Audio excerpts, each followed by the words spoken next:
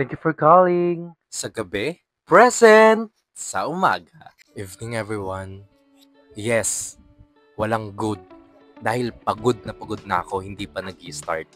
6 p.m. on the way na ako papuntang school namin dahil sa Jollibee kami makikita ng mga research group ko dahil kinabukasan yung final defense. Ipapabukbay na lang namin to bukas ng umaga kasi ginabi na sa pag-asikaso.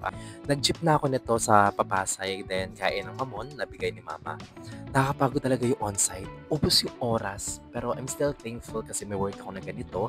Dinaanan ko na agad sa 11th floor yung PC ko kasi baka maaga na naman yung end of shift ng mga IT.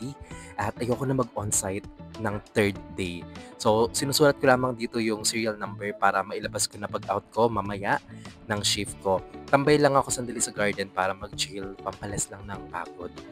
Nag-skincare lang ako dito sa CR after ko ng garden para fresh kasi kawawan yung itsura ko talaga. Kaya diretso na ako lakay ulit at 2 a.m. nag-break kami ni Mau para magkape kaso wala pa lang naman tong bento machine.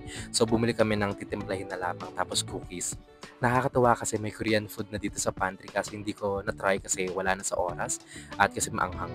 Then alis na dito sa office tapos biyahe na ulit papuntang school kasi final defense na. Then baba lang ako dito sa Double Dragon Heritage kasi dito sa kaya ng J Pakabiasnan. Dala-dala ko talaga yung computer ko. Sobrang pagod na ako. As in, babagsak na ako. Unti na lang eh. Yan na. Nakarating na ang kawawang sisiw.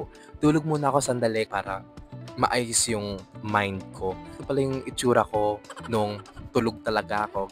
Review muna kami sandali, then kain sa kantin. Ito pala yung pinabaon sa akin ni mama. Umiinom talaga ako ng vitamin C para malakas ako mamaya sa final defense. Pick muna kami ng mga BFF ko dahil tapos na sila sa defense. At ako, mamaya pang 3 p.m. kaloka, 1 p.m. pa lamang. Room number 1 kami at kami ay nag-pray na rin. At ito kami. Thesis defended na rin kami at 3 na lang yung i-revise. Thank you Lord, worth it ang pagod. Ngayon naman ay kakain na kami sa labas kasi gusto nila mag-samgyup daw sa May Las Piñas. Ginabi na kami kaya move it na rin ako kasi sobrang dami kong dala at may last shift pa ako mamaya.